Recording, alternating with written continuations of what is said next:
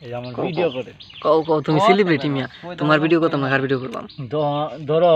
মনে করো জাহাজ দে না আচ্ছা ট্রলার দে হ্যাঁ